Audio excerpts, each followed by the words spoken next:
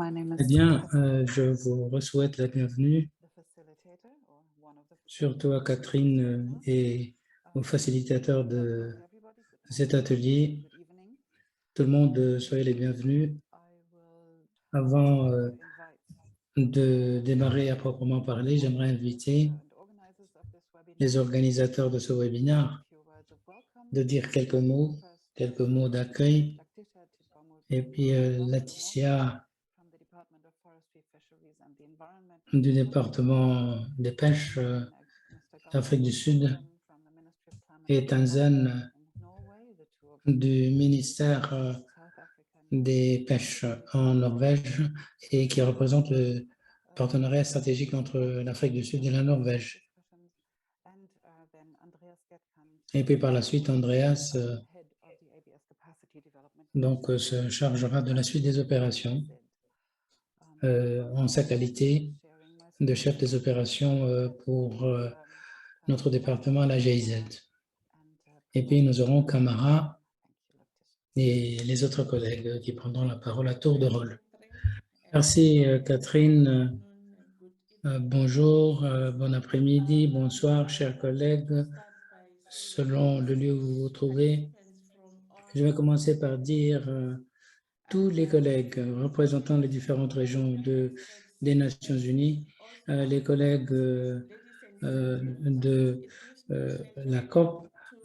Chers collègues, c'est un véritable plaisir de vous souhaiter la bienvenue au nom du gouvernement sud-africain à cette séance de mise à jour sur les résultats du travail du groupe consultatif des coprésidents qui avait eu lieu il n'y a pas longtemps, au mois de septembre et novembre 2021.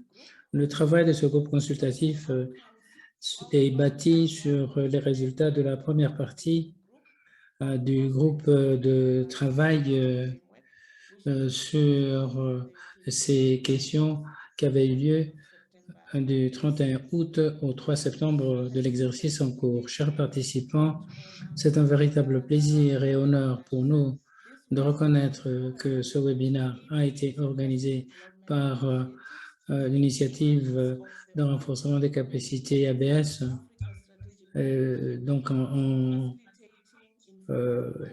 pour aider le groupe africain à mieux s'organiser s'agissant de ce processus. Ceci fait partie d'une contribution pour nous aider à nous préparer sur le groupe de travail ouvert, sur le cadre post-2020 que nous avons dû reporter plusieurs fois jusqu'à nouvel ordre sur conseil du conseil de la CDB. De toute la façon, et il y a également le problème de l'Omicron et les mesures qui nous empêchent de voyager, comme vous le savez déjà. Donc, nous espérons que ceci nous permettra de mieux nous préparer aux négociations à venir et nous aider à faire évoluer le travail dans le contexte de la CBD et du protocole de Nagoya sur les APA. L'Afrique du Sud se félicite de faire partie de ce groupe de nations qui font partie de ceux qui travaillent sur la biodiversité, sur l'usage approprié et durable de ces composantes et le partage équitable des avantages qui sont tirés de l'utilisation des ressources génétiques, y compris toutes ces questions. Et j'aimerais d'ailleurs dire que je partage la douleur de ceux qui ont perdu leurs proches pendant cette terrible pandémie. Sur ces quelques mots, je vous souhaite des discussions fructueuses et merci de votre attention. Et je passe maintenant la parole à nos partenaires norvégiens. Merci.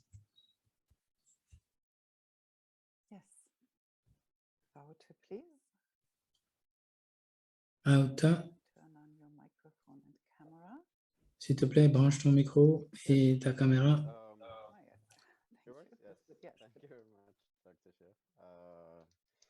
Merci Laetitia et Catherine. Le but de ce travail du conseil consultatif, c'était donc de préparer des documents qui avisent les coprésidents et qui les aide à mieux acheminer leur travail sur le séquençage numérique des ressources génétiques pour mieux nous préparer au fait de la troisième réunion du groupe de travail, comme Laetitia l'a dit. Cette réunion a été renvoyée au mois de mars. C'est très important qu'on résolve la question du séquençage numérique et de rester à l'écoute de la poursuite de ces négociations. La tâche du groupe était de fournir les conseils nécessaires pour que nous puissions étudier les implications des orientations politiques prises pendant le travail des coprésidents sur le risque que posent certaines de ces démarches numériques et de nous préparer au même chef qu'avec le collègue pour mieux étudier donc le rapport de ce groupe qui a travaillé de façon ouverte sur ces négociations. Et ceci sera examiné donc dans la troisième réunion du groupe ouvert et la prochaine réunion du groupe des parties. Et le groupe a eu l'opportunité de se pencher sur les apports à venir, qu'il s'agisse des activités formelles ou informelles du séquençage numérique. Donc, le groupe a travaillé de façon assez soutenue sur la méthodologie et l'évaluation des conséquences des différentes décisions qui seront prises à la suite de ces consultations. Et puis, nous avons également examiné la méthodologie pour mieux aider les parties à développer leur position. Et ceci a été souligné dans les travaux du groupe parce que c'est un processus étape par étape. Aujourd'hui, notre travail sera utile pour nous aider à mieux cerner les contours du travail du groupe de travail pour que nous puissions faire en sorte que ce groupe soit en mesure de terminer les travaux qui font partie de son mandat. Je vous souhaite plein succès dans ce webinaire. Merci pour ces mots d'accueil. Je voudrais demander à Andreas de prendre la parole. Si tu veux que je partage l'écran, je me ferai le plaisir de projeter ce travail à l'écran. Je m'appelle Andreas Getkand, le directeur du renforcement des capacités de l'initiative APA, et je suis ravi de voir combien de gens sont rassemblés sur cette séance d'information informelle sur le séquençage numérique.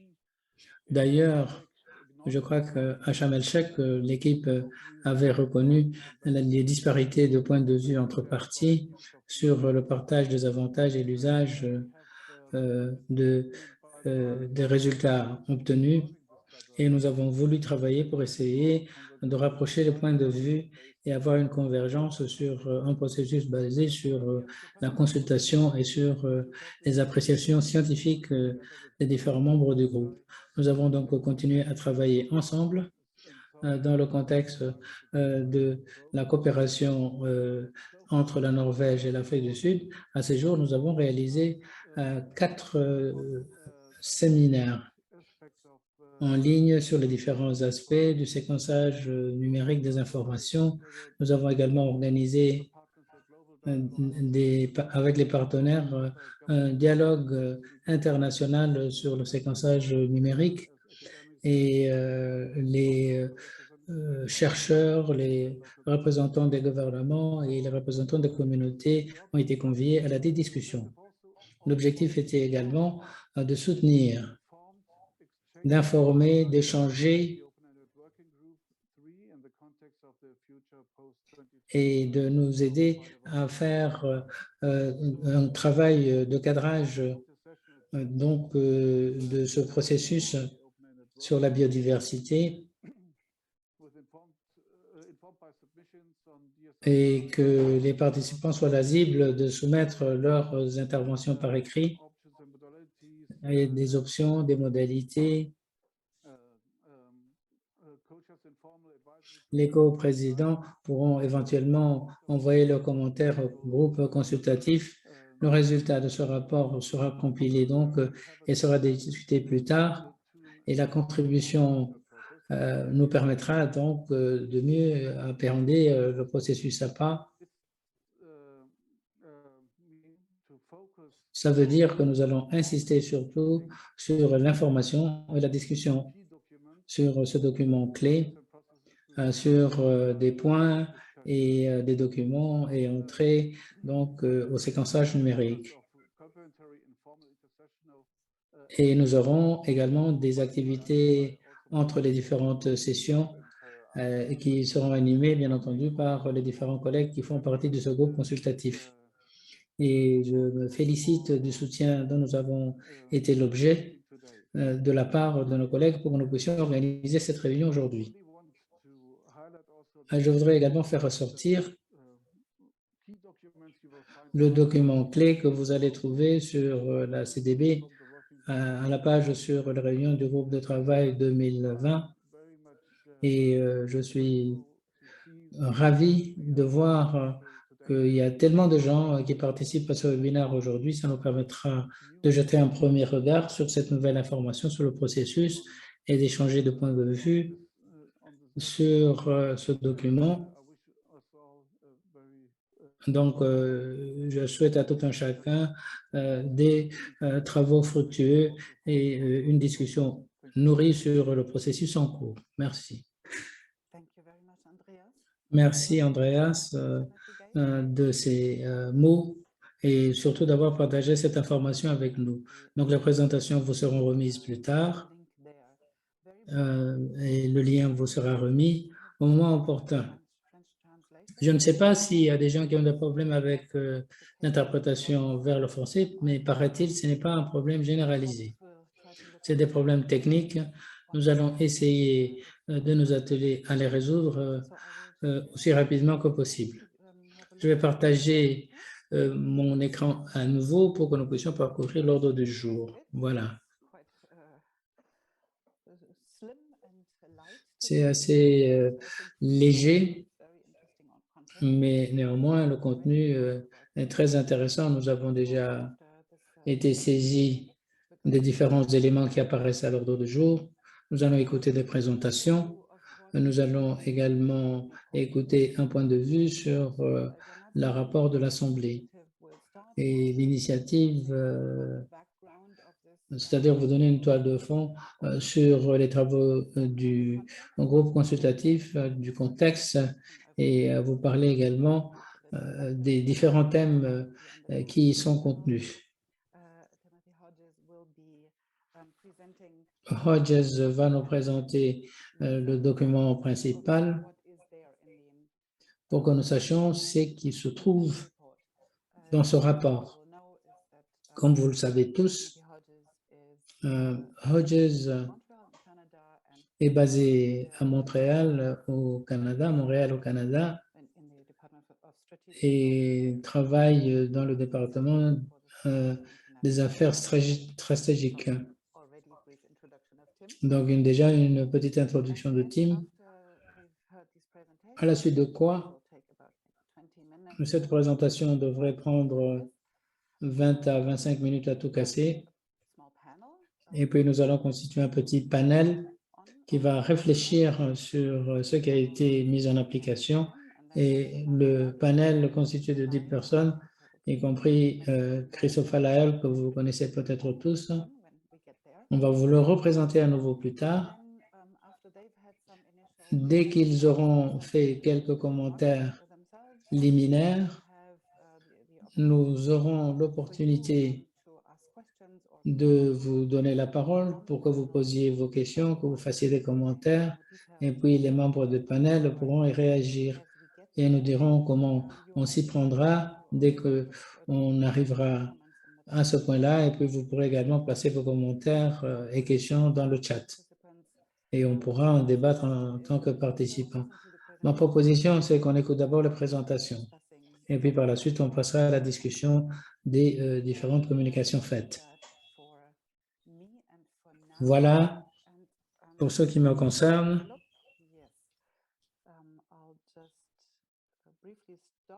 Très rapidement, je vais partager ce document. Je vais demander à Swell et à Christy de se présenter.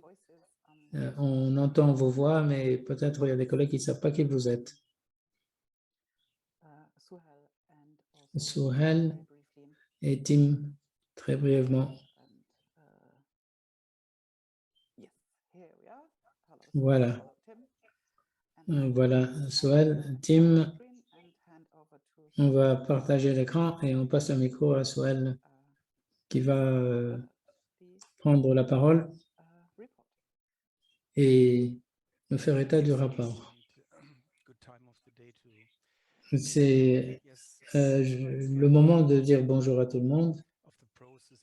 Donc, essayons de passer au processus et au fondement de ce rapport qui a été proposé par les collègues s'agissant donc du séquençage numérique. Les idées qui sont contenues nous donnent une toile de fond et Tim rentrera dans les détails du document et le processus qui s'y trouve.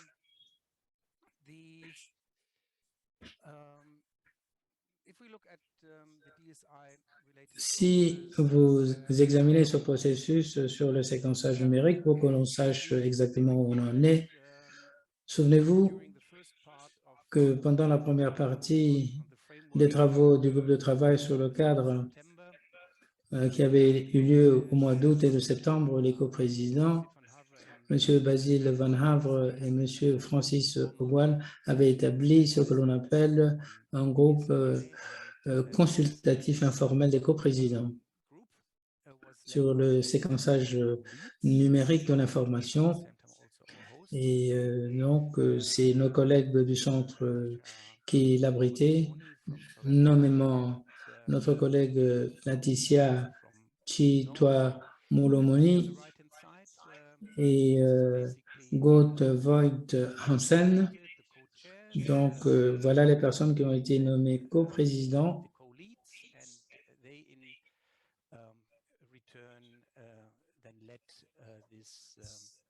Voilà. Ils ont accepté cette mission donc de mener à bon port les travaux de ce groupe. Quel est l'objectif? Gauta en a touché mot déjà. L'objectif, c'est de donner un retour d'information aux coprésidents, au secrétaire exécutif sur le séquençage numérique faisant partie de la deuxième partie du groupe de travail qui aurait dû se tenir au mois de janvier à Genève, mais qui a été déplacé vers le mois de mars. Donc, tout ceci, c'est pour assurer le flux d'informations et pour que ceci nous donne la possibilité de préparer un rapport final à partager plus tard. La tâche, si vous voulez bien, de cette équipe était d'une part de faire une analyse des conséquences ou des implications des décisions politiques sur l'utilisation de ce séquençage numérique de l'information, quel en serait l'impact, et de s'intéresser au potentiel de convergence et de divergence qui avait déjà été résumé par les coprésidents après la première tranche des travaux du groupe de travail qui émanait des travaux des groupes de contact et s'intéresser également à ce qu'il y a d'autre à faire,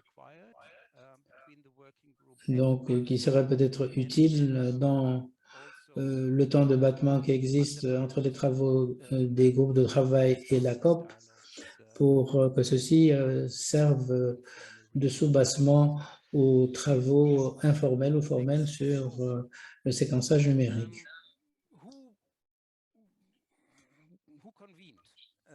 Qui a convoqué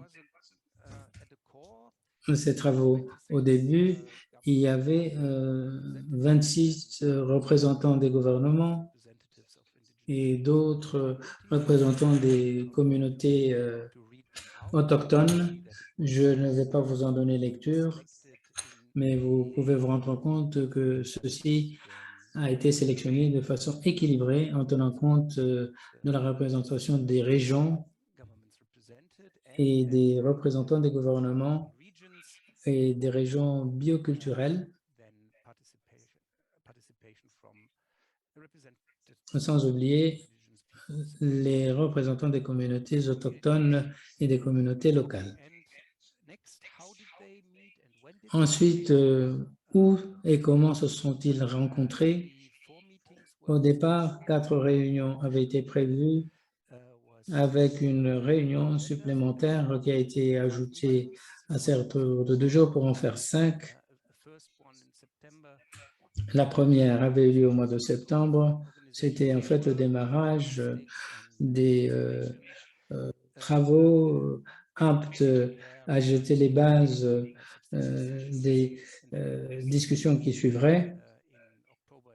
Et puis, au mois d'octobre et de novembre, des réunions de plus qui s'étaient penchées sur des éléments tels que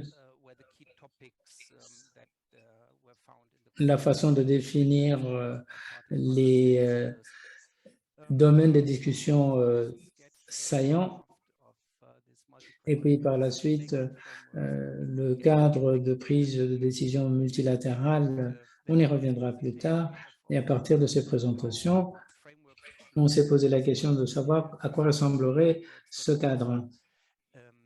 Et puis par la suite,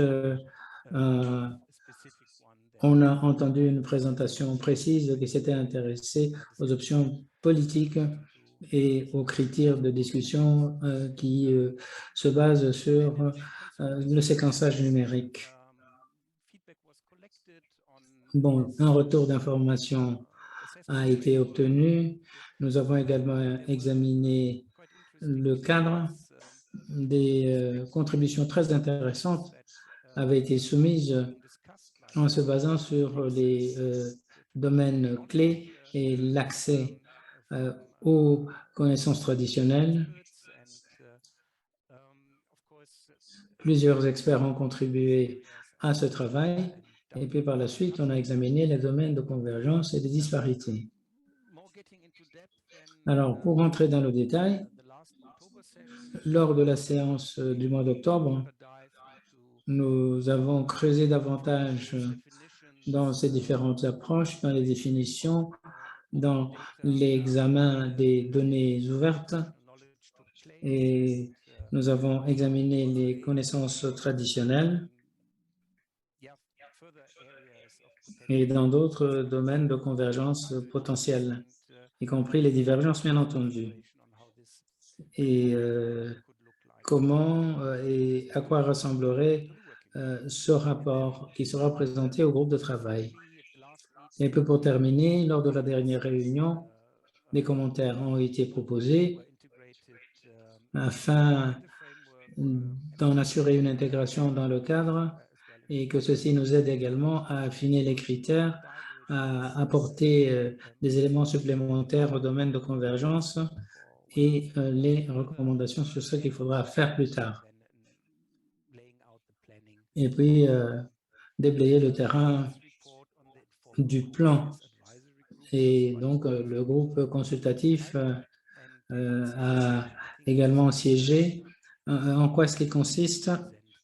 Mais là, je crois que je vais remettre le micro à mon collègue Tim pour vous en parler davantage. Merci.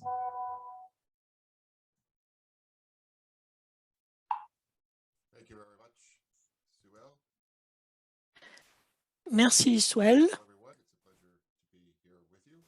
Bonjour tout le monde, je suis ravi d'être parmi vous. Alors, j'ai 15 minutes pour vous décrire les aspects principaux de ce rapport. Bien sûr, comme vous le savez, d'après l'ordre du jour, nous avons nos collègues du groupe consultatif informel qui sont parmi nous aujourd'hui et qui pourront compléter ce que j'ai dit, corriger éventuellement. Je pars du principe que la plupart des participants qui sont parmi nous ont passé en revue déjà ce rapport et la plupart d'entre vous être tout à fait au courant de l'ISN et de ce que ça veut dire. Si vous n'êtes pas sûr de ce que c'est que l'ISN, vous êtes dans le mauvais séminaire. Je parle en ma capacité personnelle, je n'ai pas de rôle officiel et je ne suis pas en faveur de tel ou tel point de vue. J'ai pris part aux réunions de ce groupe consultatif, ou plutôt je n'ai pas pris part et je ne suis pas vraiment au fait. Mais je peux vous parler sur la base de mon expérience en termes d'APA et de la CDB en général. Alors, ceci, je crois, permet de mieux comprendre la problématique et de progresser dans les négociations sur l'ISN d'une façon générale.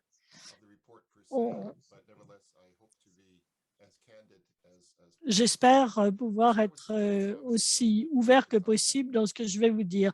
Alors d'abord, à propos du contenu, bien d'après mon expérience, ce groupe consultatif est à peu près le même que d'autres groupes qui l'ont précédé.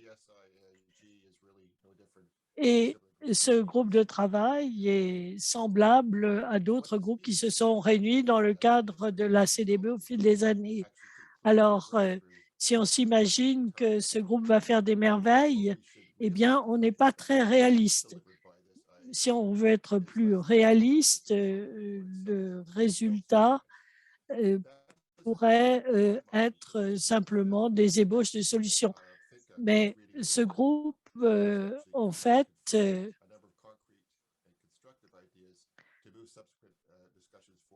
a mis en place un certain nombre d'idées qu'on retrouve dans le rapport. Et c'est ça l'intérêt qu'il présente. Alors, voilà à propos du groupe, mais il serait peut-être utile de dire à propos de l'ISN d'une façon générale que je pense qu'il y a une absence de discussion sur les objectifs politiques, pas les actions politiques, mais les objectifs politiques. Aussi, je n'ai peut-être pas bien suivi, mais il me semble qu'on ne voit pas de vision proprement dite, de discussion de l'avenir dans 5 ans, où est-ce qu'on voudrait être à propos de l'ISN. Je crois qu'on n'a pas suffisamment parlé de cela, mais peut-être qu'il y a quand même encore le temps de le faire. Et à propos de ce rapport, toujours, ce qui est changé par rapport à la dernière séance du groupe de travail, c'est que on a pu discuter un peu plus de certains des problèmes, certaines des questions qui se posent, mais voyons ce qu'il en est du rapport lui-même. Je n'ai que 2 diapos à partager avec vous. Alors, si on peut les montrer, très bien, autrement tant pis, parce que je vais, dans mes remarques, suivre la structure du rapport que vous avez à l'écran de toute façon. Je vais commencer par l'organisation du rapport et puis après, je parlerai du contenu. Alors, la structure, pour commencer, on a 3 sections dans le rapport. L'introduction, ensuite les résultats du groupe de travail informel, ensuite les conclusions et recommandations des coprésidents. Alors, l'introduction, les résultats et les conclusions. Alors, d'abord, l'introduction. Eh bien, on a déjà parlé des termes de référence qu'on trouve dans l'introduction, donc on n'est pas obligé d'y revenir. Ces termes de référence sont bien clairs. On a vu aussi la composition du groupe lui-même et comment les nominations ont été faites. Je voudrais simplement relever que, et c'est peut-être une évidence, mais c'est peut-être bon de le répéter, il est clair que les membres du groupe sont tous experts. Ça, c'est bien clair. Et la plupart d'entre eux ont été ou seront membres de leur délégation nationale. Et beaucoup sont des négociateurs très expérimentés. Alors ça, c'est important, étant donné les résultats qui ont été accomplis ou pas accomplis d'ailleurs par le groupe consultatif. J'ai pu voir aussi que le groupe consultatif avait été informé par 2 experts et je n'ai pas vu les présentations en question, mais je me demande si ce ne serait pas utile de pouvoir avoir accès à ces présentations des 2 experts. C'est une idée simplement que je présente. Ensuite, la section 2, les résultats. D'abord, le cadre pour l'évaluation des options politiques par rapport à l'accès et le partage des avantages de l'ISN. Alors, c'est important de voir que dans les réflexions des coprésidents, on a une première référence qui est faite à ce que le groupe consultatif informel accepte, ce sur quoi il est d'accord. En particulier qu'on devrait avoir une approche étape par étape et ensuite qu'il y a des hypothèses, des concepts qui devraient être expliqués très clairement. Et le groupe s'est mis d'accord là-dessus.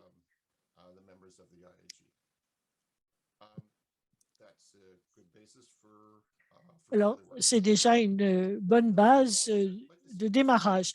Ensuite, la méthodologie sur laquelle je voudrais revenir. La description de la méthodologie est très claire. Là où ça n'est pas aussi clair, c'est d'où vient cette méthodologie et quelles sont ses limites. Il serait utile de le savoir. Alors, les coprésidents ont dit bien clairement que cette méthodologie n'est pas suggérée comme étant une panacée pour tous les problèmes qui se posent dans les analyses qui vont suivre. Mais c'est une méthodologie qui a été appliquée, bien qu'elle soit quantitative et qu'elle s'applique à un contenu qualitatif, ce qui présente une limite en tant que telle. Et cette limite, c'est que cette méthodologie utilise des sous-hypothèses et il faut bien se rendre compte que ces hypothèses, telles qu'elles ont été choisies, ont une influence sur les résultats obtenus. Mais quand même, c'est une méthodologie qui est prometteuse. Alors, les options de politique, sur la deuxième diapo, on peut voir la page 11 du rapport. Il y a une matrice de performance et c'est de ça que je voudrais parler, cette matrice de performance. Ce serait peut-être utile que vous puissiez voir cette matrice et voir quelles sont les options. Vous les connaissez, les options de 0 à 5, vous les connaissez bien. Elles viennent du 3e webinaire des coprésidents. Vous connaissez sans doute aussi l'option 6 qui a été proposée par la suite. Ensuite, il y a des options hybrides. Mais comme l'ont dit les coprésidents, ces hybrides ne sont pas inclus dans la matrice, mais discutés dans le rapport quand même à cause des limites de la méthodologie, justement. Alors, les critères et les sous-critères et la performance, la notation. Alors, ceci vous montre quels sont les critères en question, les critères émergents aussi. on ne parle plus des buts ou des cibles, mais on a des critères et des sous-critères. Et puis, il y a aussi la question de la notation sur laquelle je reviendrai. Alors, si vous n'avez pas lu le rapport, pour ce qui est des critères et des sous-critères, on les décrit dans le rapport et tout ceci est fort utile.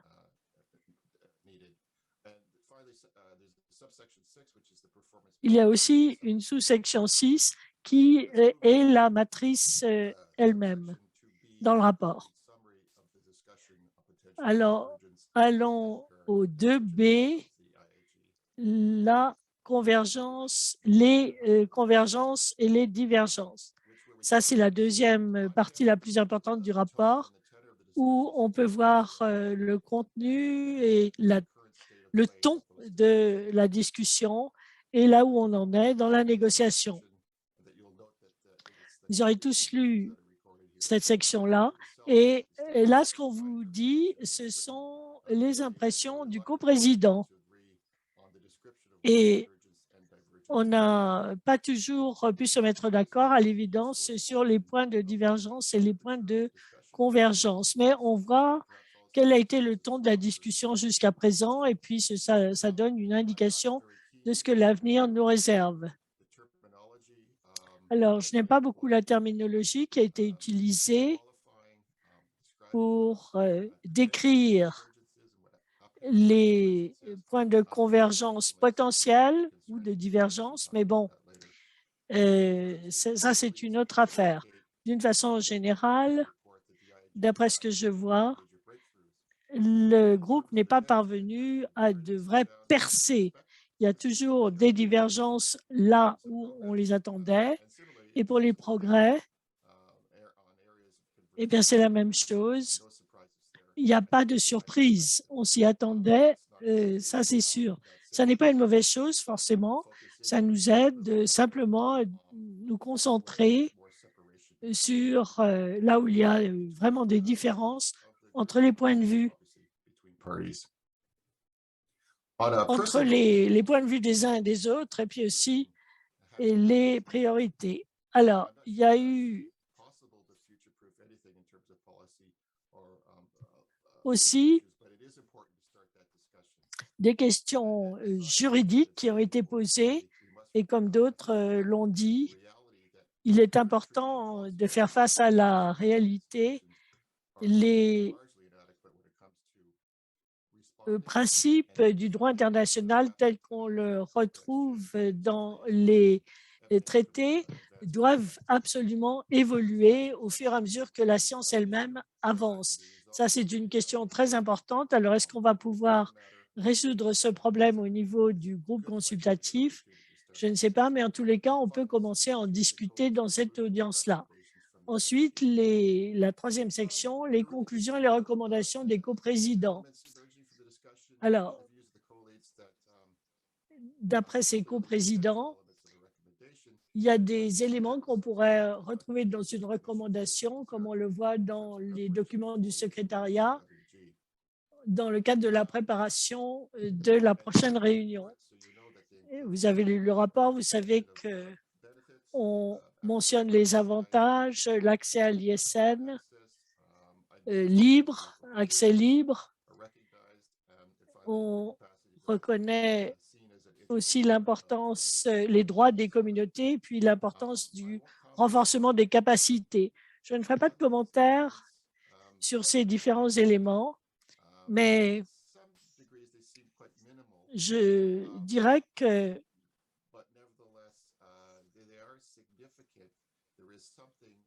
il y a quand même un bon point de départ, là, une bonne base pour faire avancer la négociation au sein de ce groupe ou d'autres groupes. 3B, c'est les zones de convergence. Rien d'étonnant que la question des modalités n'a pas fait l'objet d'un consensus. Tout le monde s'y attendait. Je crois que ceci ne pose pas problème, mais il faut apprendre à marcher avant de courir. Et si on parle du point de vue majoritaire et on met trop l'accent sur la convergence, à ce moment-là, on ne fait plus attention au point de vue minoritaire et pourtant, on ne devrait pas avoir peur d'en parler, de parler des divergences pour essayer de bien comprendre qu'il s'agit certes de points minoritaires, mais quand même, ces points de vue sont importants. Souvent, ils comportent des éléments intéressants. Enfin, le mandat pour continuer notre travail sur l'analyse multicritère pour poursuivre les travaux de ce groupe consultatif informel. Tout le monde est d'accord pour poursuivre ces travaux et je crois que c'est une bonne idée parce que c'est un message fort pour terminer cette analyse multicritère ainsi que l'analyse politique des options politiques et le fait de faire cet exercice est utile en tant que tel parce que cette analyse pourra peut-être ne pas déboucher sur une recommandation politique parce qu'il ne s'agit pas de prendre des décisions, mais la discussion permettra d'informer la discussion qui se tiendra justement pour déboucher sur des décisions politiques. Je vais m'arrêter là et je vais demander aux coprésidents de faire leurs commentaires et le cas échéant, corriger ce que j'ai dit. Merci beaucoup, Tim, de cet aperçu général. En effet, nous allons demander à Laetitia et à Gauten de compléter ou de corriger suivant que de besoin sur la base de leur expérience dans le groupe. Merci beaucoup. Est-ce que je peux commencer, Laetitia? Merci. Alors, merci, Tim.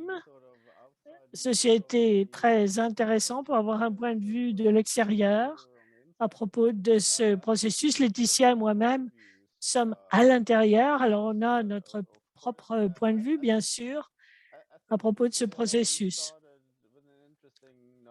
Je crois que vous avez commencé en disant qu'il y avait des résultats justement qui n'avaient pas été atteints.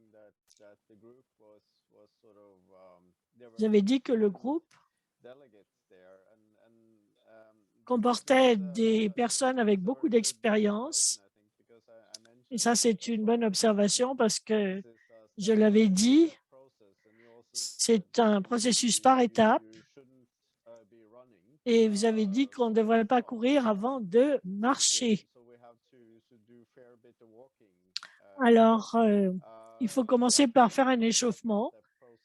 Et ceci va dans le sens, bien sûr, de cette approche par étapes, parce qu'il faut être bien conscient qu'on ne négocie pas en tant que tel dans le groupe. On débroussaille le terrain avant la négociation, proprement dite. Voilà pourquoi il est important de ne pas courir, mais de marcher. L'objectif de cette marche étant d'intégrer tout le monde dans le processus. Et puis aussi, il y a des points de vue différents au sujet de l'ISN. Ça, on le savait déjà.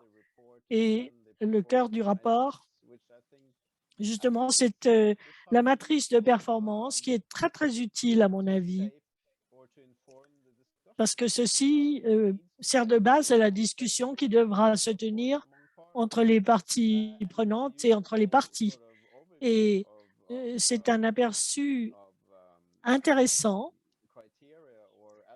des différents critères ou des éléments que nous voulons que les partis envisagent lorsqu'ils vont se faire leur propre opinion, à mon avis, en tous les cas. Alors, en tant que coprésident, je suis là pour résoudre des problèmes, pour trouver des solutions. C'est comme ça que je conçois mon travail de coprésident. Et comme je l'ai dit dans mes paroles d'introduction, c'est une question très importante à résoudre, mais il faut commencer par le commencement. Alors, merci Tim de ces remarques judicieuses et qui sont d'excellentes observations. Merci.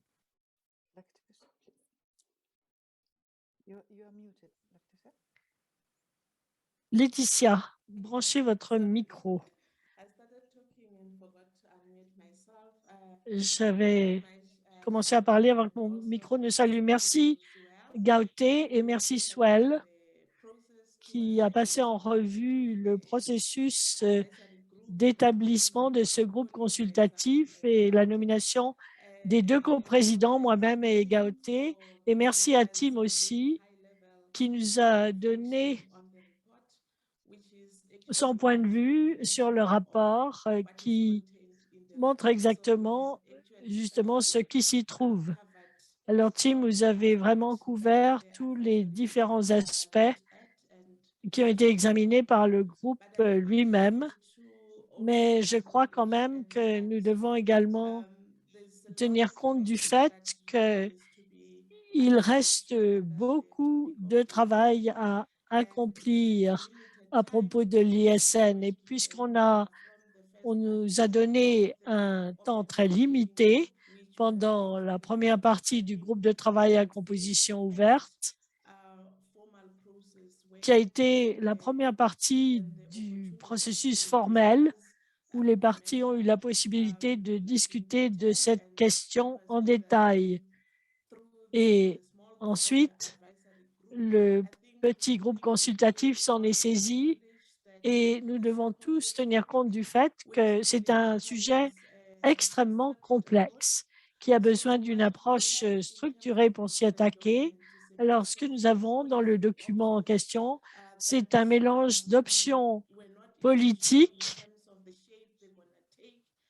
dont on n'était pas très sûr de la forme qu'elles allaient prendre. Et voilà pourquoi, sur conseil du groupe consultatif, on a décidé d'avoir une approche par étapes. L'objectif principal étant de raccourcir la liste, parce que pour l'instant, on a une liste de 6 options politiques. Alors, il y a la possibilité d'avoir des hybrides aussi parmi ces approches. Et on n'est pas encore très sûr de la façon dont se présenteront les hybrides, mais grâce à cette approche, eh bien, nous pourrons nous aider. Et je suis très content que Timothy soit satisfait de cette approche que nous avons choisie. Et ceci nous permettra en effet de mieux comprendre, de mieux maîtriser les différentes options en présence, parmi lesquelles on va essayer de trouver une solution pour l'ISN. Vous avez aussi mis en lumière des lacunes intéressantes dans ce processus et ce sera très utile d'en être conscient à l'avenir, surtout une fois que nous aurons raccourci la liste. Et comme ça, on aura une idée des solutions qui pourraient émerger de tout ce processus. Et à ce moment-là, on peut commencer à parler des objectifs de la politique en question. Et naturellement, il y a des éléments qui sont déjà ressortis, mais qui n'ont pas forcément été identifiés comme étant des objectifs en tant que tels de ces politiques, mais simplement pour voir ce qu'on voudrait avoir, des souhaits à propos de l'ISN. Et ceci nous aidera beaucoup, je crois.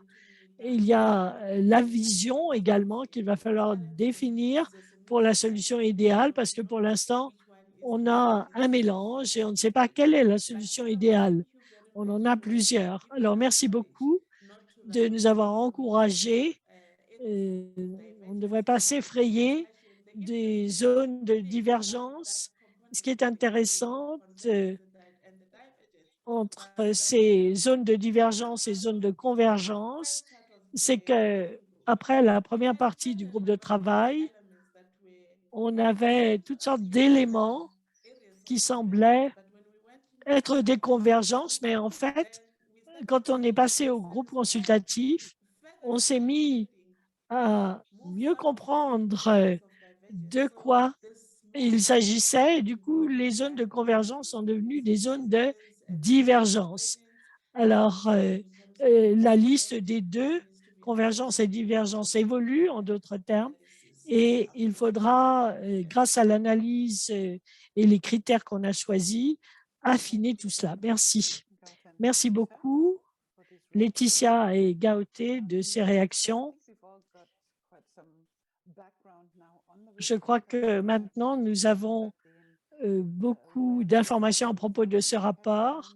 Alors, où est-ce que ce rapport se trouve? Eh bien, on peut le télécharger. Quelqu'un va mettre le lien sur le chat, là où vous pouvez télécharger le rapport en question. Je crois qu'on est prêt maintenant à passer à la discussion.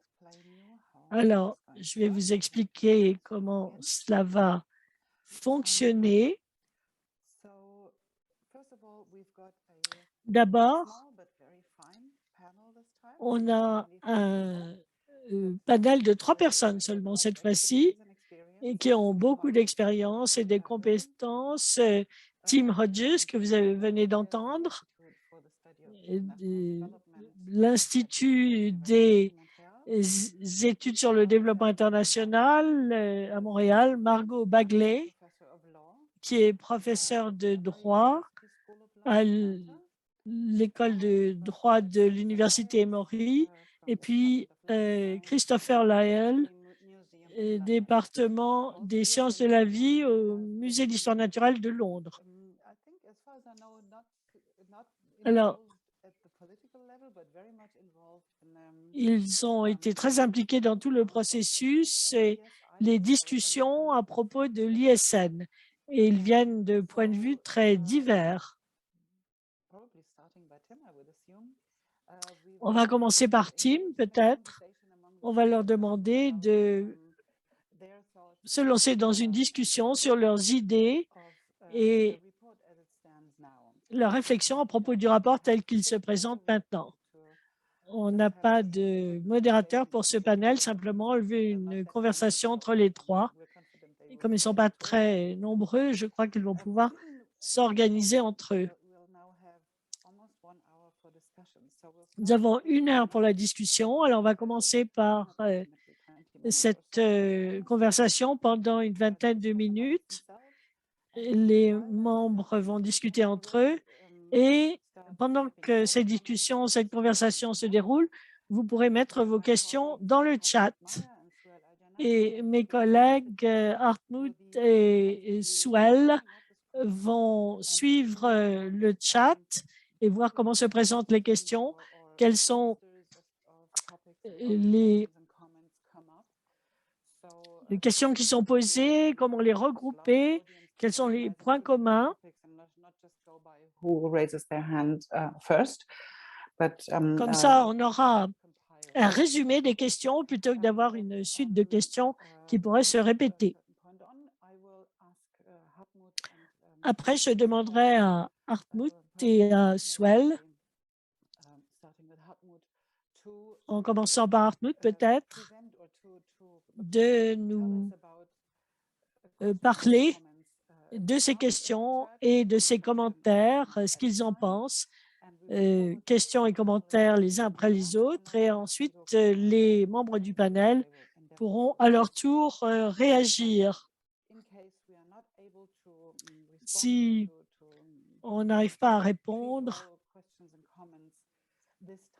à toutes les questions et à tous les commentaires cette fois-ci, eh bien, ne vous inquiétez pas, nous allons sauvegarder le chat et on se servira des questions et des commentaires dans les séminaires qui suivront. Alors, nous revenons aux membres du panel et je vais demander aux 3 membres, Tim, Margot et Chris, de bien vouloir brancher leur vidéo et leur micro. Comme ça, nous pourrons vous voir tous ensemble et participer à cette conversation. Allez-y, vous avez la parole. À vous la Tim, parole. pour commencer. Donc, à vous de donner le temps aux travaux, comme ça on peut démarrer. Merci Catherine. Je suppose que je peux commencer, n'est-ce pas?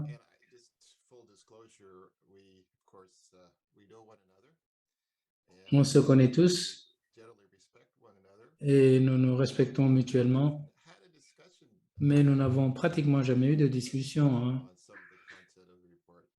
sur la teneur de nos rapports et ça serait donc intéressant parce que c'est un cheminement qui sied bien aux circonstances parce que je crois qu'il se pourrait qu'on ait des disparités de point de vue, mais nous avons environ une heure, non, une demi-heure pour nous exprimer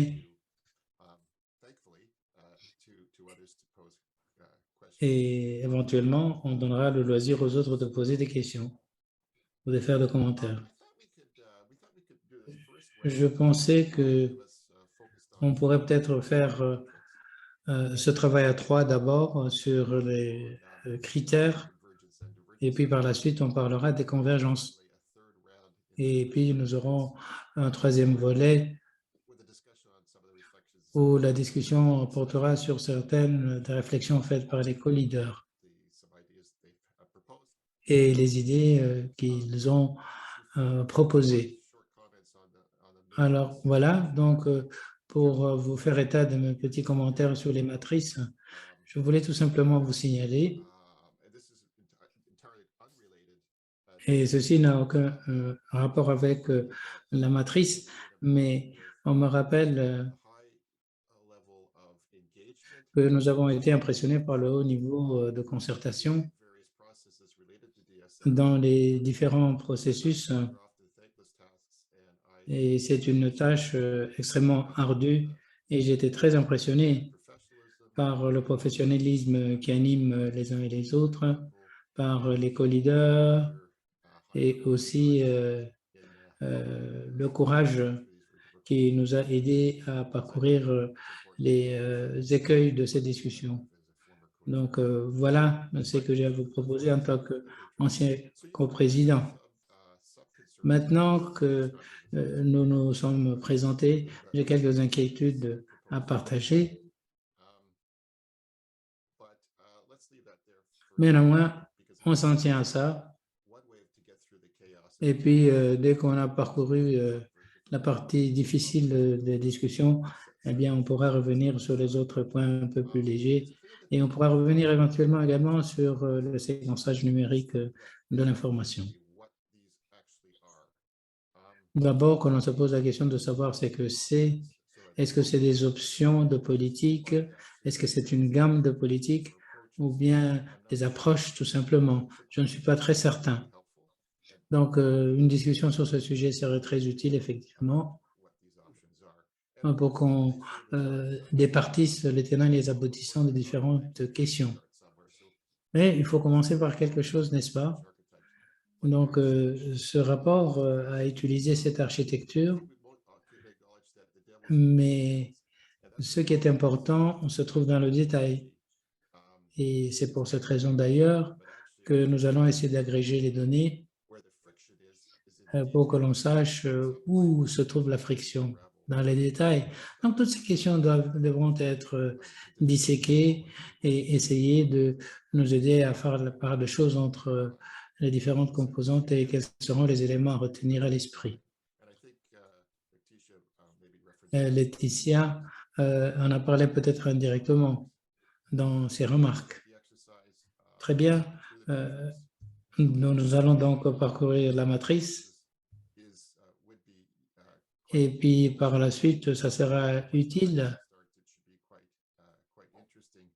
de voir ce qui est intéressant, ce qui ne l'est pas. Mais j'ai une question à poser que j'adresse à mes collègues, les panélistes, et puis par la suite à tous les autres délégués. Je ne sais pas, ce n'est pas peut-être un travail qu'on devrait laisser à l'Assemblée générale et puis on pourra avoir une discussion d'ordre général et on pourrait peut-être avoir à ce moment-là une discussion sur les recommandations.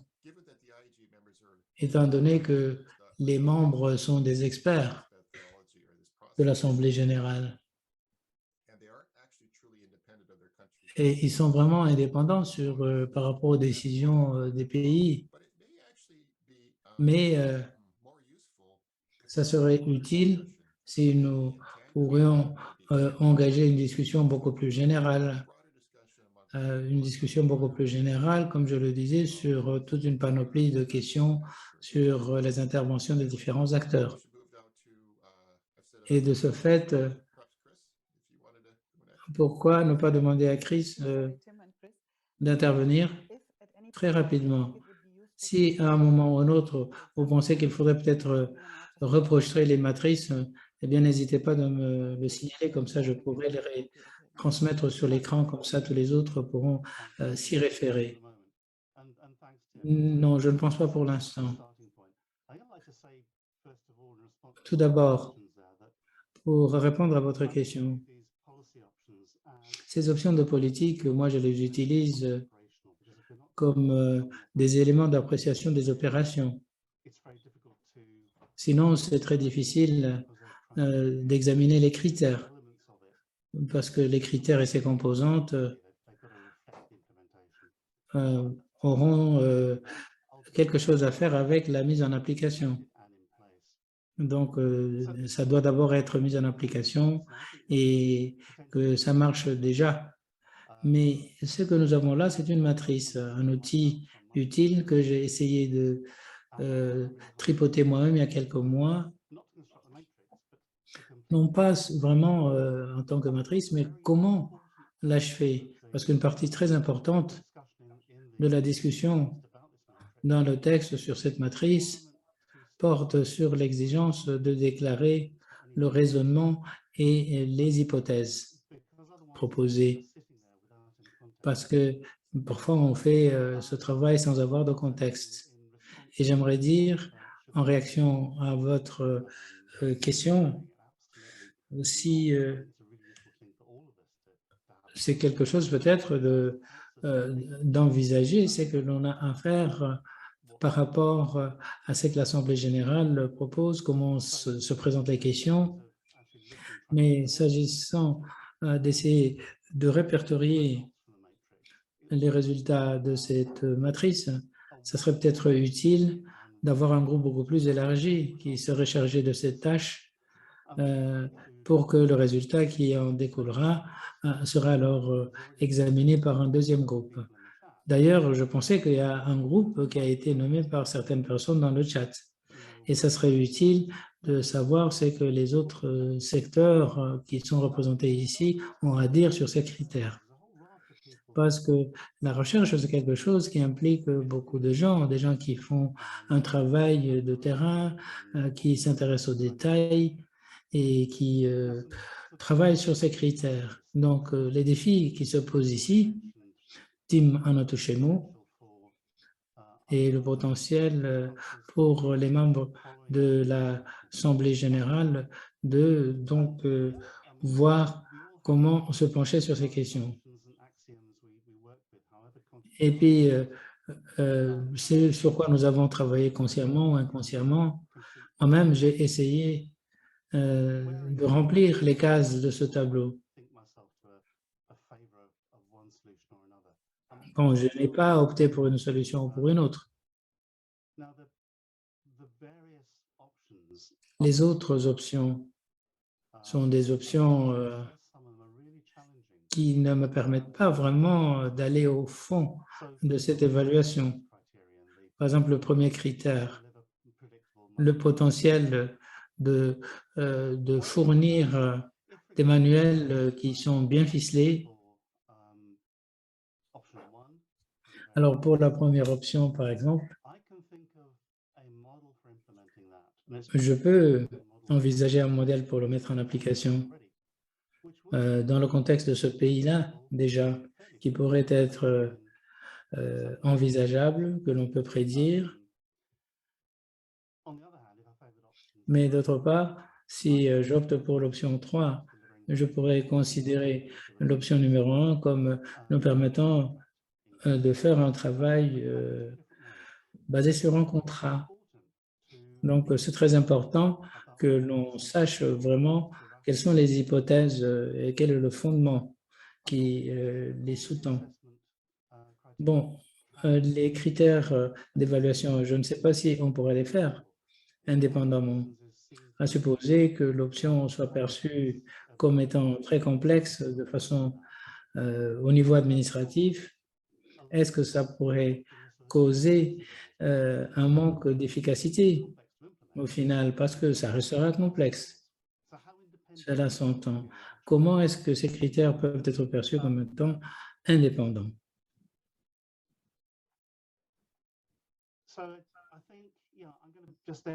Bref, je vais peut-être m'arrêter là,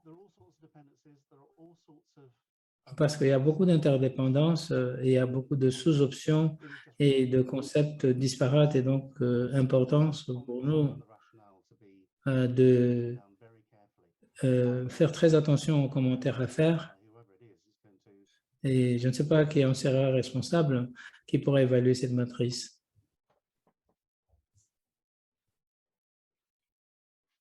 So I should just go next. All right. And first,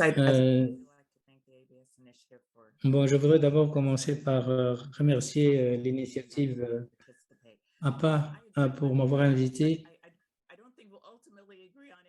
Mais je ne pense pas qu'on pourra se mettre d'accord sur tout. Mais quand même, on peut se mettre d'accord sur quelques éléments tels que les avantages que représente cette matrice.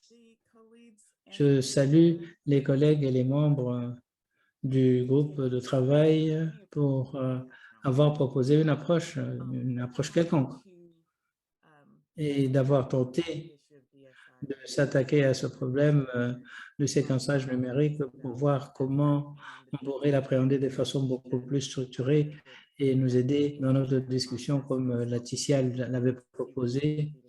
Et j'entrevois déjà là où ceci pourrait se passer. Alors, s'agissant de ta question, je ne sais pas si avoir un groupe beaucoup plus élargi d'acteurs qui examinerait le processus de notation, si ça serait utile. Mais si, par exemple, ce groupe de travail ad hoc est là pour nous proposer peut-être des options de discussion, de voir comment on pourrait faire la notation de différentes options et des positions qui auraient été adoptées par ceux qui sont impliqués dans ce processus. Mais je suis également d'accord avec Chris, parce que je ne sais pas vraiment comment, bon, enfin, peut-être aussi quelque chose de complètement différent. Comment est-ce que vous allez rapprocher ces critères sans savoir quelles sont les modalités qui les sous-tendent et quelles sont les options? Et ce n'est pas quelque chose qui a été élucidé ici. Bon, c'est très difficile d'avoir une convergence de points de vue sur une option X sans savoir en quoi qu'elle consiste et qu'est-ce que ça donnera au moment de la mise en application. Donc, c'est pour cette raison qu'il faudra peut-être avoir une discussion sur les modalités. Sans cela, le progrès sera assez lent.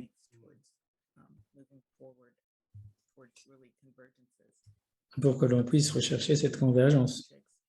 Moi, les matrices ne m'inquiètent pas.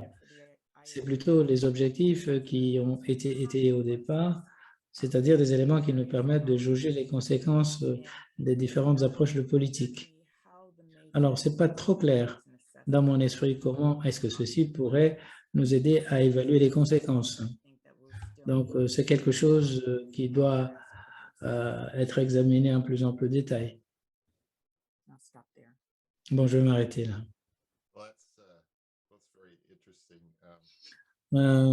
Très intéressant comme cheminement.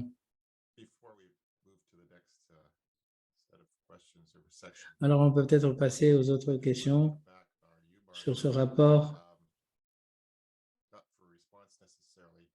Je ne voudrais pas nécessairement réagir parce que je pensais que Chris avait soulevé des questions très intéressantes. Parce que ce n'est pas une question de s'attaquer vraiment à la teneur. Le problème auquel nous sommes confrontés et sur la procédure à suivre, c'est que nous sommes en train d'examiner la façon de travailler de la CDB et d'autres forats au niveau international.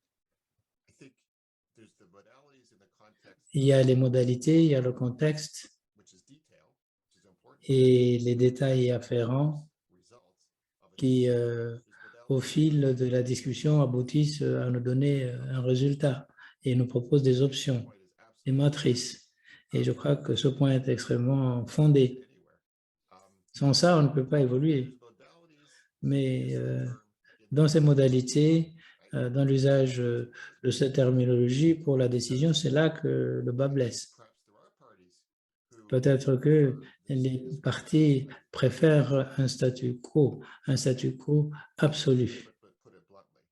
Bon, on le dit en toute franchise, on ne sait pas exactement quelle est leur position, mais je me dis que peut-être il y a une école de pensée qui ne voudrait pas voir le mot modalité sur une décision qui porte sur le séquençage numérique de l'information. Parce que les modalités peuvent déboucher parfois à quelque chose d'inattendu. Par exemple, les négociations sur les appâts. Parce que dès que vous avez une décision qui permette à des sanctions au cas où les modalités ne sont pas appliquées, vous aboutissez à une gamme de résultats qui peuvent déboucher sur un traité. Et c'est pour cette raison qu'il y a une résistance à parler du terme modalité, même si le contexte vous impose ces options, mais c'est essentiel que l'on ait une discussion raisonnable et assortie des moyens d'appréciation nécessaires. Bon, il y a des gens qui veulent parler de modalité, mais ils ne voudraient pas que ça aboutisse à des instruments juridiques contraignants. C'est là l'un des plus gros problèmes, parce qu'il y a quelqu'un au Canada qui me dit qu'il faudrait que l'on l'appelle l'éléphant rose dans la scène. Bien. Alors, nous allons passer peut-être à la convergence et aux disparités ou divergences. Comme je le disais, vous n'avez pas besoin de m'écouter sur ce propos.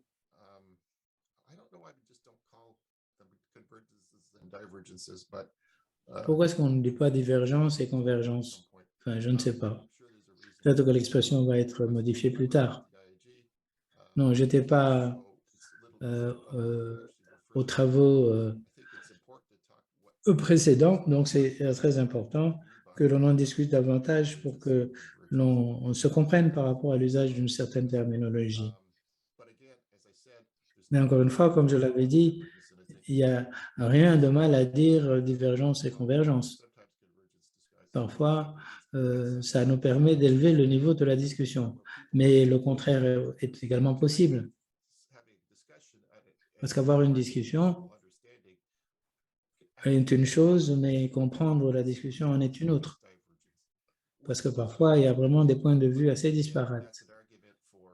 Mais c'est un argument qui nous intime de faire face à la réalité. Margot, est-ce que ça te dirait peut-être d'intervenir après?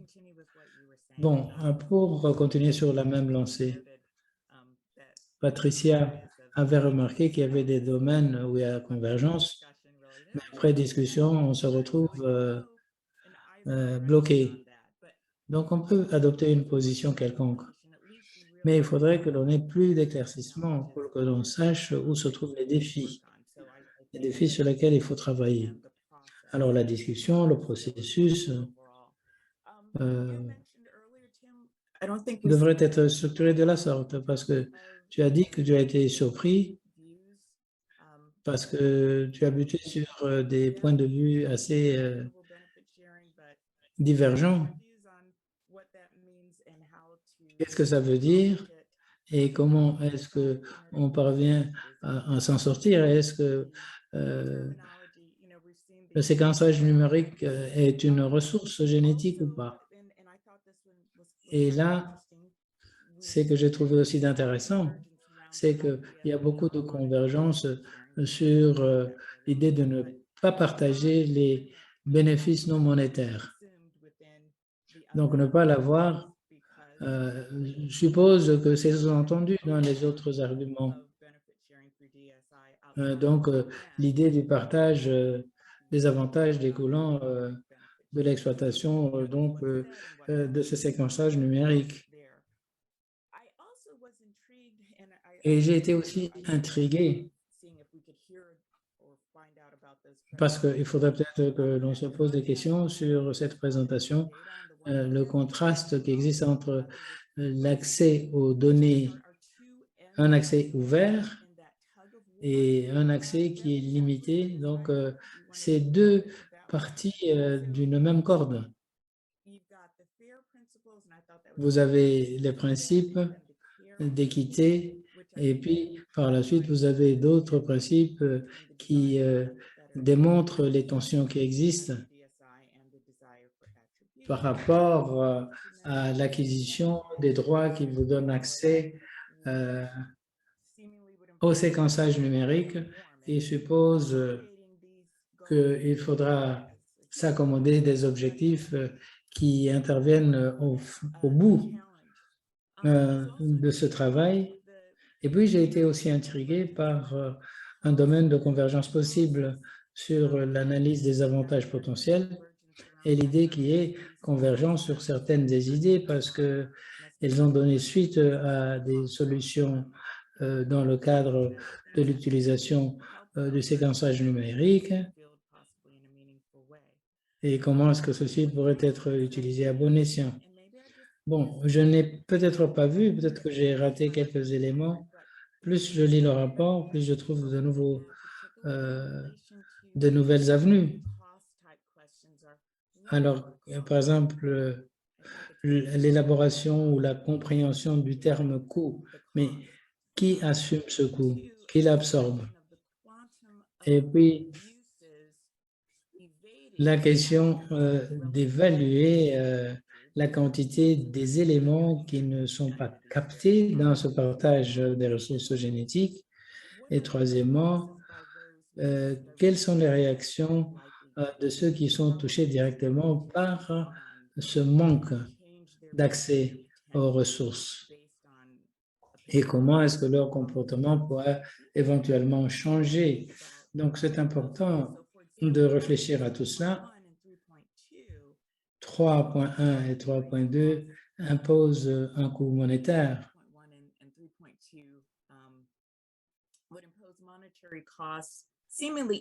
Donc, des coûts à un niveau équitable pour les usagers et non les usagers de cette ressource génétique. 3.1 et 3.2, est-ce que c'est des paragraphes qui s'adressent aux usagers directs qui sont supposés partager ces ressources ou bien est-ce que ça s'applique également à la base de données pour ceux qui ont suivi pour que, au niveau commercial, ceci soit beaucoup plus rentable pour les parties concernées.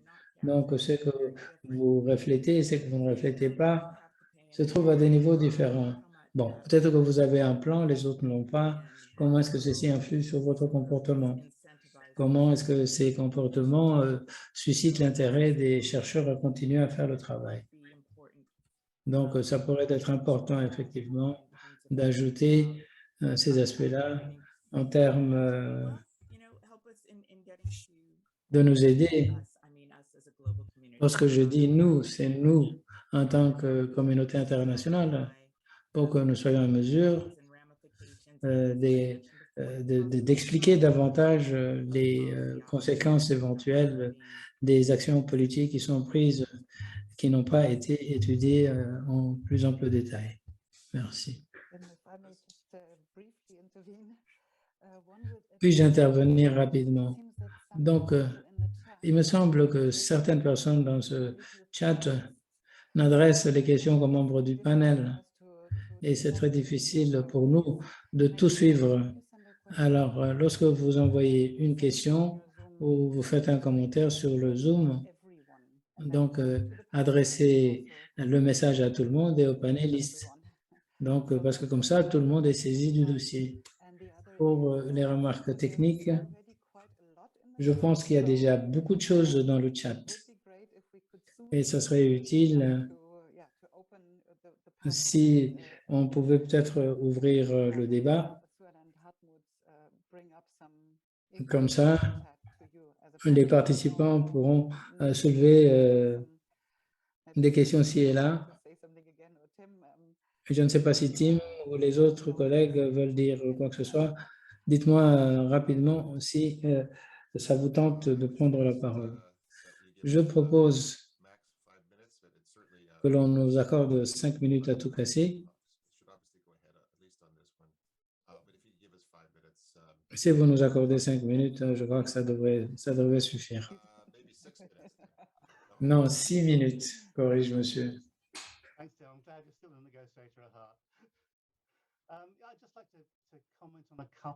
Je voudrais faire un commentaire sur un nombre de points que j'ai pu retenir au niveau de l'intervention des collègues. Je crois que c'est très important parce que si nous voulons donner une fondation à une structure que nous mettons en place, si on ne se met pas d'accord, eh bien les choses risquent de tourner au vinaigre.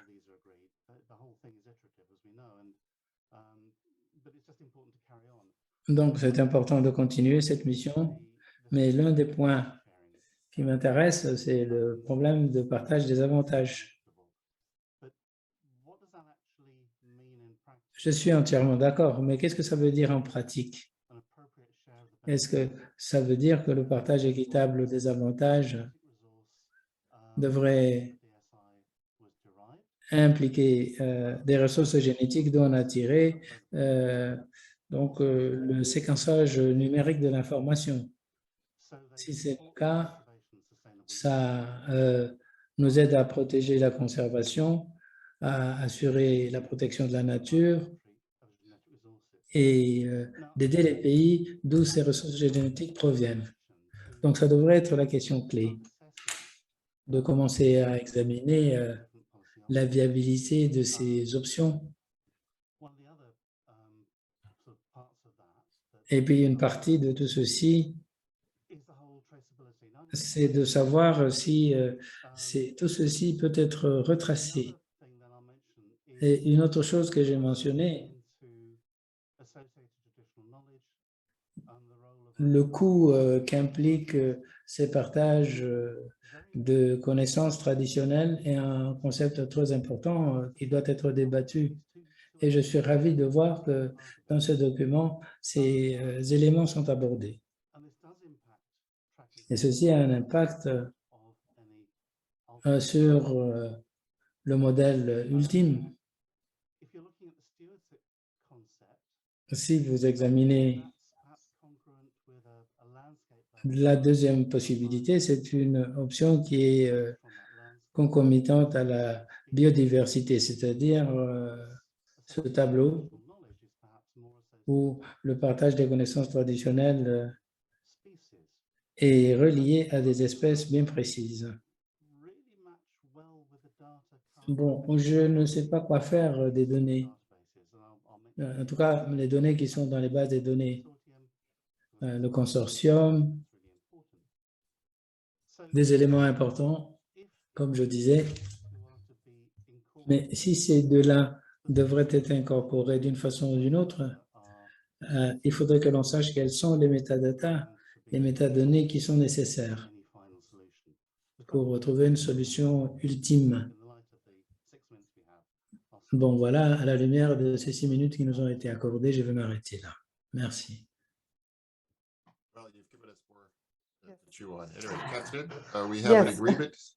Oui, Patrick, nous avons un accord. Je crois que l'heure a sonné. Il nous reste peut-être 25 minutes à tout casser. Et Suel également aura quelque chose à dire parce qu'il a identifié un groupe de personnes. On va commencer par les premières questions adressées aux membres du panel. Alors, plus la question est poignante, plus les réactions seront importantes.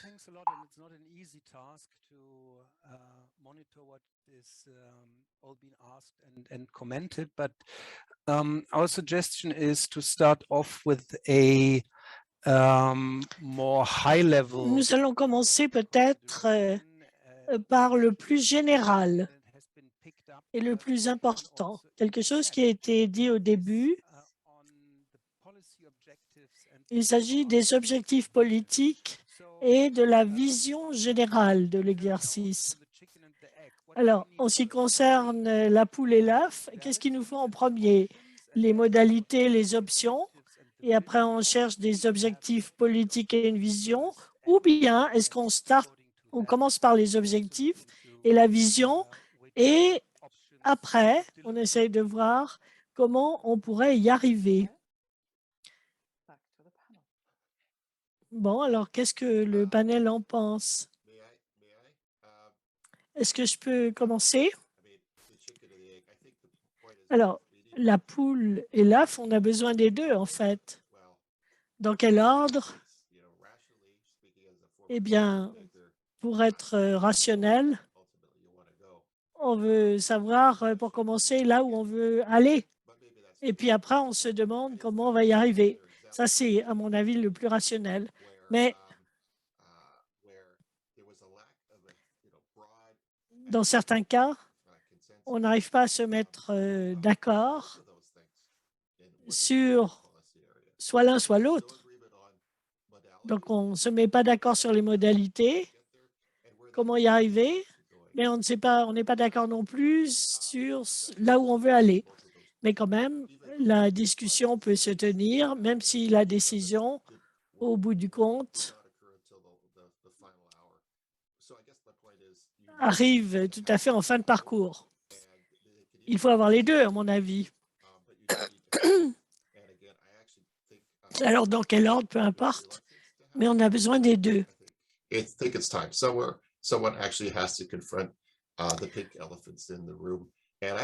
Alors, je crois que il faut essayer de voir ce qu'il y a sous votre lit. Il n'y a pas de monstre en général, mais il ne faut pas avoir peur de regarder. Moi, j'aimerais dire que je suis bien d'accord. Oui, normalement, on veut savoir là où on veut aller, puis après se demander comment on va y arriver. Mais quand vous regardez le rapport, vous pouvez voir que là où on dit ce qu'il reste à faire, on propose toutes sortes de discussions sur toutes sortes de sujets. Et ces discussions pourraient se tenir en parallèle. Elles ne sont pas forcément les unes après les autres. Et on peut avoir ces discussions en parallèle, puis voir finalement quels seront les résultats. Mais il faut avoir les données pour commencer, partager l'information entre les différents groupes qui vont discuter de ceci et de cela avant de savoir quels seront les résultats. Et puis, moi, je voudrais dire qu'il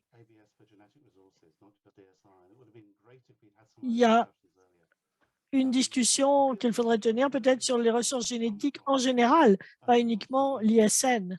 Et depuis quelques années, on a pu voir que certaines parties ont changé d'opinion au fur et à mesure que les discussions se sont tenues et que des idées ont été explorées. Et certaines parties ont dit, ah ben finalement, ça c'est peut-être la bonne chose. Et une fois qu'on a une idée plus claire de quelles seront les options, ce sera peut-être plus facile pour les parties de réfléchir aux choix qu'elles veulent faire. Merci beaucoup.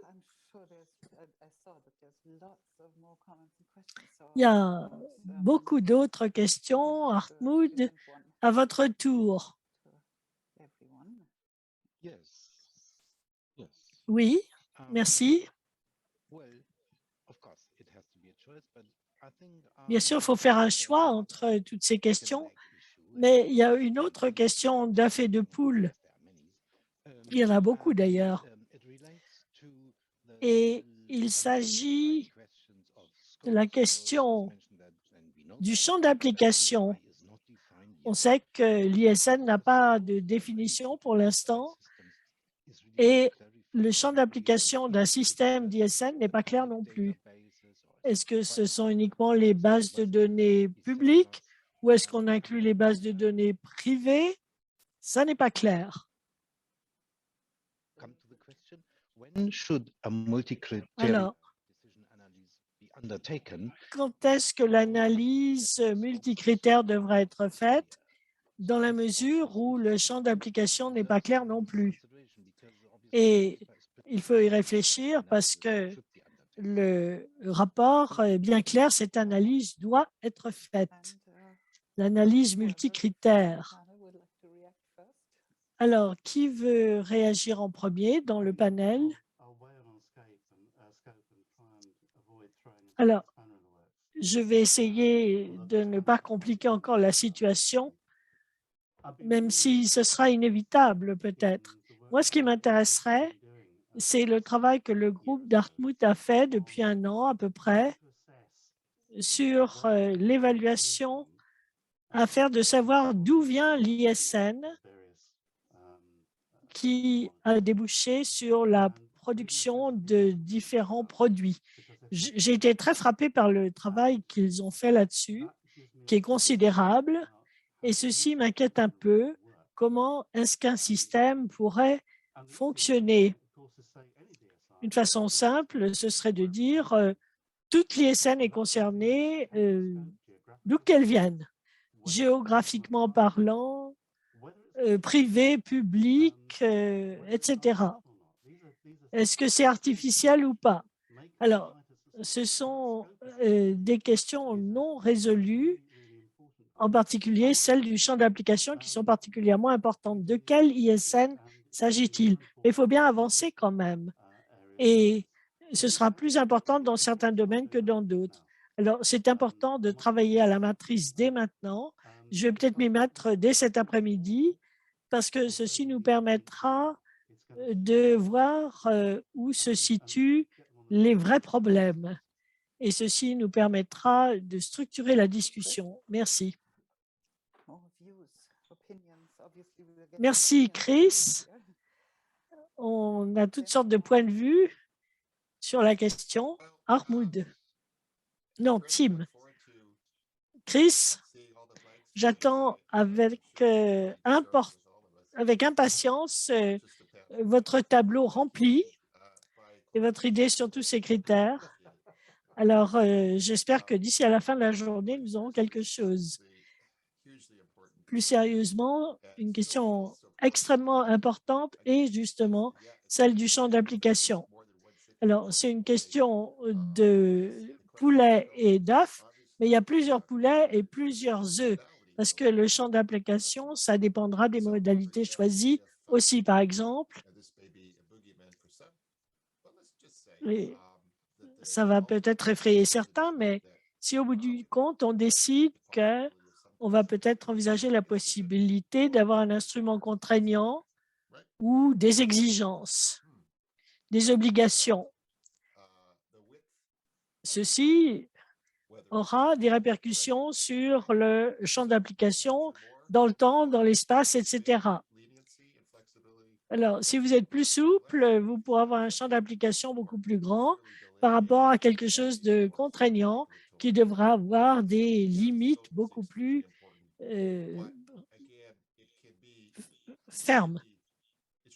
Donc, le champ d'application, c'est très important, il faut en parler parce qu'il y aura des conséquences sur toutes sortes d'autres choses dans la discussion, mais on n'est pas obligé de décider tout de suite non plus. Je suis parfaitement d'accord, dit Margot. Vous voulez ajouter quelque chose ou bien je passe à la question suivante? Je crois que Tim et Chris l'ont dit très clairement, c'est important, mais tant qu'on ne sait pas exactement ce que seront les modalités, on ne peut pas se mettre d'accord sur le champ d'application.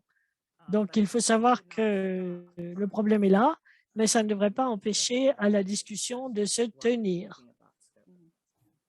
tout en y pensant. Merci, Margot. Souel,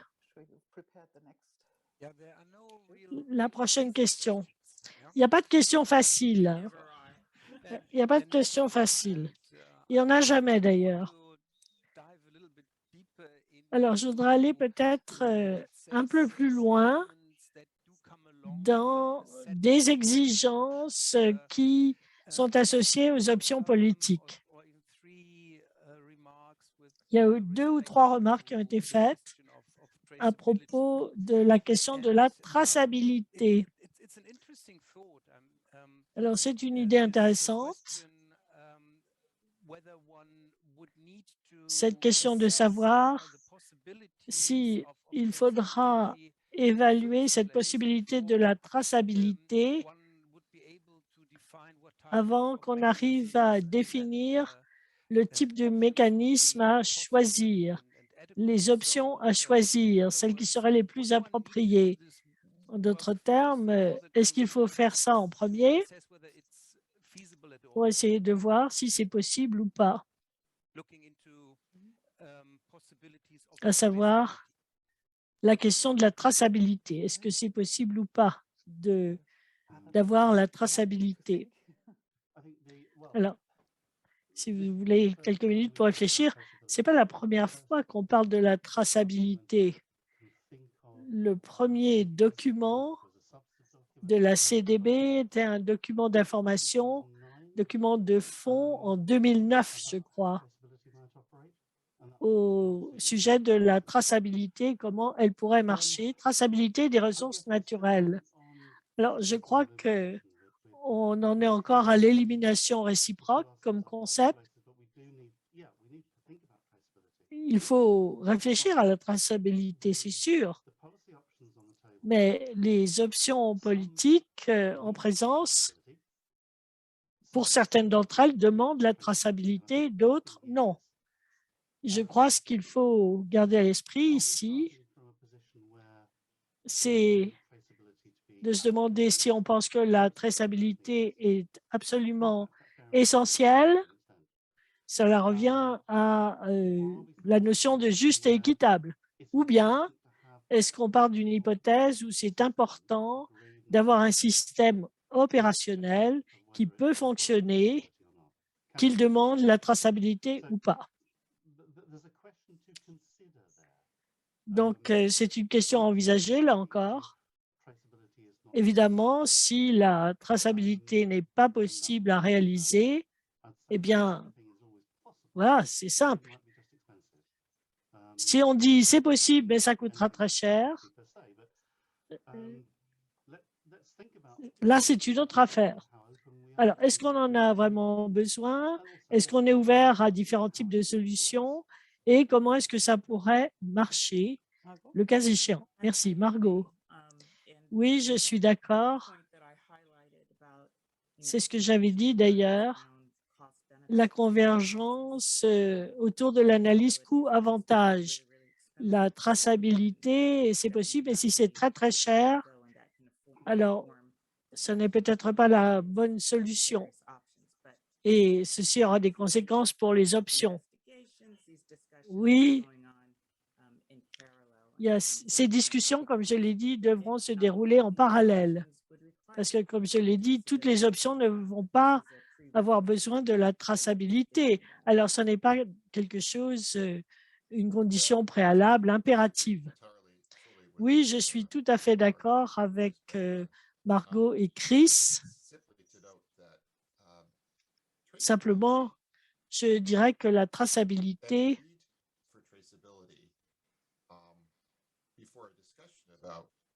une discussion sur la traçabilité sans savoir comment ça marcherait, combien ça coûterait, c'est une question de confiance. Parce qu'au bout du compte, et d'ailleurs, ça me rappelle le manque de confiance qui existe au sein de la CDB.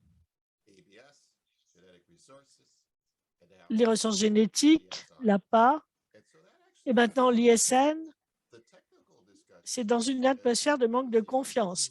Et ceci a des répercussions sur les discussions techniques.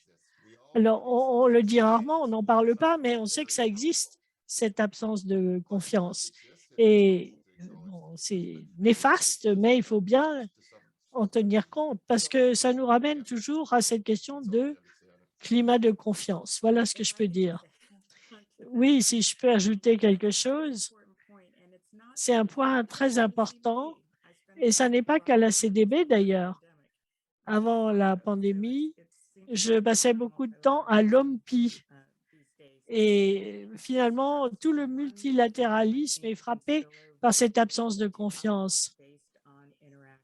Et quand cette absence de confiance existe quelque part, elle va se répandre ailleurs aussi. Et c'est une question dans toutes sortes de négociations d'absence de résultats dus à ce manque de confiance. Alors, je ne sais pas qu'est-ce qu'on peut y faire, mais il n'y a pas que la CDB qui en souffre. Merci. Merci à tous les trois. Alors, Hartmut, à vous. Qu'est-ce que vous avez trouvé dans le chat? Pardon.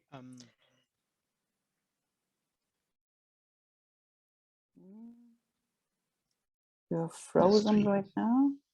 I'm frozen. No, But no can you hear longer. me? No, it's okay. Yeah, it's a bit going up and down here, but anyway. Oui, l'Internet n'est pas stable de mon côté. Alors, je voudrais parler du rôle de l'industrie. Il y a eu beaucoup de questions à ce propos. En particulier, où se situe l'industrie dans ce débat? L'industrie n'a pas été inclue dans le groupe informel. Et quelle est leur position au juste?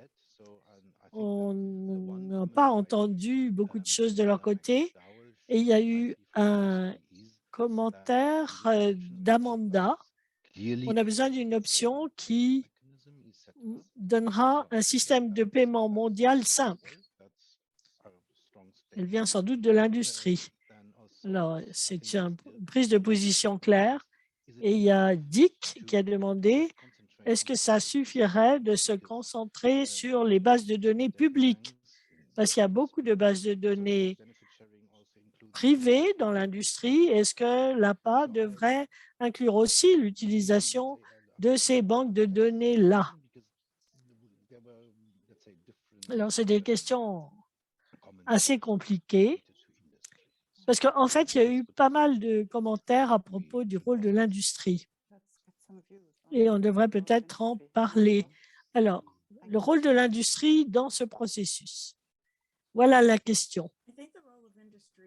Eh bien, pour moi, le rôle de l'industrie, il est très important parce qu'on parle d'utilisateurs et c'est ce que j'ai dit précédemment.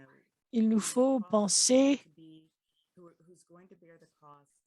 à qui va payer le prix, qui sera affecté par ces différentes politiques, et avoir le point de vue de l'industrie me semble très important et nécessaire. Surtout parce qu'il y a beaucoup de gouvernements qui sont poussés par les intérêts de leurs industries. Alors, ce serait intéressant d'avoir leur point de vue directement pour savoir ce qu'ils pensent et ce qu'ils pensent des positions de leur gouvernement. On a toutes sortes de parties prenantes, en fait, pour lesquelles cette question est importante. Et le fait d'entendre toutes les voix ne pourra que mieux informer les solutions auxquelles nous pourrions parvenir.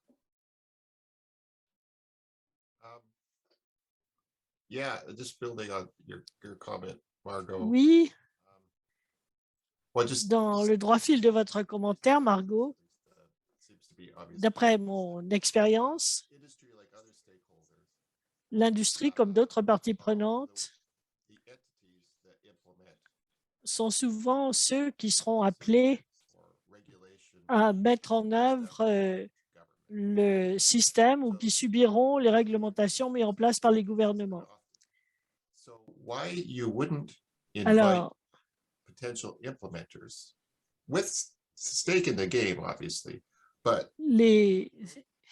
ceux qui vont subir, si je puis dire, les résultats, ceux qui vont mettre en œuvre ces politiques,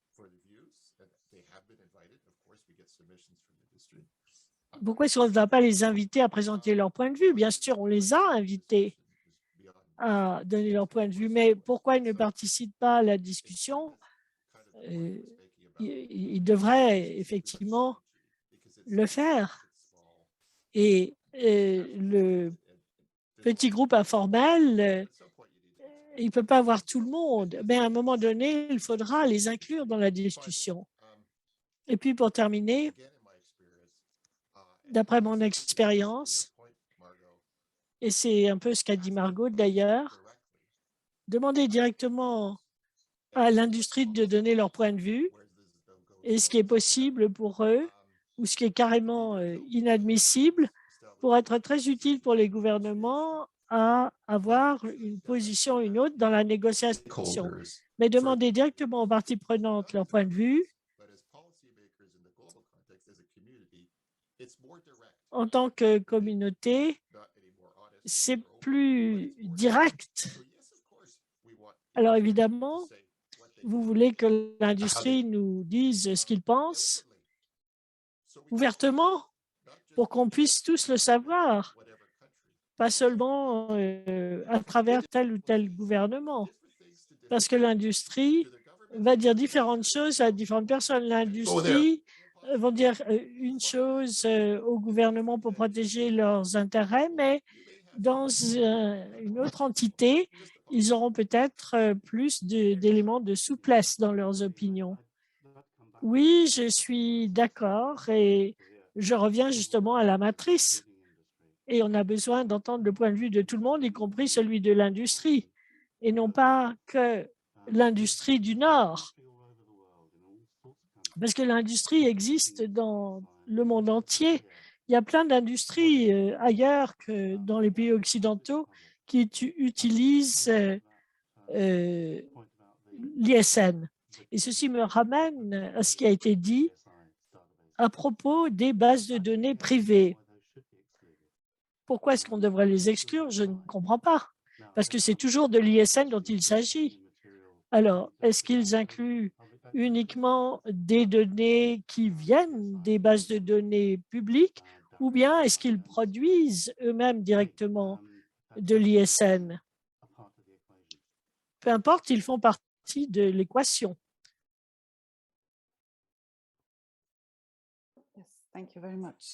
Merci beaucoup. Je regarde le temps qui passe. Peut-être encore une question, pas trop compliquée peut-être. Et puis, une série de réponses. Oui, merci. Je vais essayer de trouver quelque chose de pas trop controversé. On a dit dans le premier commentaire, on a parlé du renforcement des capacités. Et dans les négociations, c'est un domaine de convergence. Le renforcement des capacités doit se tenir éventuellement dans le cadre d'un mécanisme de partage des avantages. Mais la question est de savoir quel genre de renforcement des capacités, parce qu'on n'a pas été précis. Est-ce qu'il s'agit de manipuler l'ISN? Est-ce qu'il s'agit d'avoir des réglementations à son sujet ou bien est-ce qu'il s'agit de l'utilisation au point de vue technique de l'ISN? Donc, plus du point de vue de son utilisation. Et est-ce qu'on a de bons exemples à citer qu'on pourrait utiliser montrant un type de renforcement des capacités réussi? Dans le cadre, par exemple, d'un système de partage des avantages. I would say that capacity building has to À mon avis, le renforcement des capacités doit se tenir à plusieurs niveaux et différemment dans différents pays. Dans certains cas, il s'agit de partage des avantages, dans d'autres cas, c'est différent. Alors, pour les scientifiques comme moi, par exemple, j'aurais peut-être un projet qui utilise l'ISN et les ressources génétiques qui est approprié dans le cadre de l'accord que j'ai avec un pays producteur de former des scientifiques en biochimie, par exemple, comment vous utilisez l'ISN. Très bien, parfait. Si cette personne n'a pas un laboratoire où il peut travailler ou un emploi, dans une société, ou bien s'il opère dans un environnement où il ne peut pas utiliser les compétences en question, finalement, à quoi cela sert, ce genre de renforcement des capacités? Donc, il vaut mieux peut-être un renforcement des capacités au niveau institutionnel, au niveau de l'industrie, au niveau de la gestion de l'environnement, parce que ceux qui font la gestion de l'environnement, ils utilisent l'ISN dans leur suivi des espèces, par exemple. Ça, c'est un genre de renforcement des capacités à un niveau totalement différent et pourtant tous ces niveaux importent. Si nous avons un système qui demande des réglementations, il faudra beaucoup de renforcement des capacités, ça c'est sûr. Merci, Chris. Je suis tout à fait d'accord. Je crois que c'est très important de penser au sens large de ce qui constitue le renforcement des capacités. Partage du savoir, des équipements, etc. Mais ce qui est important, à mon avis, c'est la durabilité de ce renforcement des capacités. Venir faire une action ponctuelle, ça ne sert à rien. Il vaut mieux penser dans la durée pour que cette capacité soit vraiment absorbée. Souvent, on a un point de vue beaucoup trop étroit sur le renforcement des capacités. Tim, je suis tout à fait d'accord.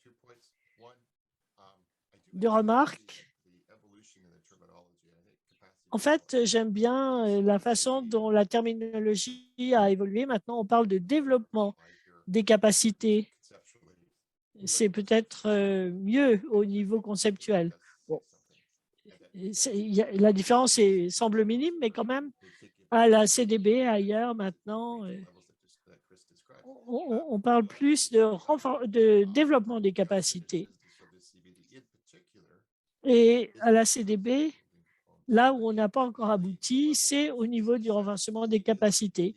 Le niveau de succès dans la CDB, il y a une discussion là-dessus, ça n'a pas suffi du tout.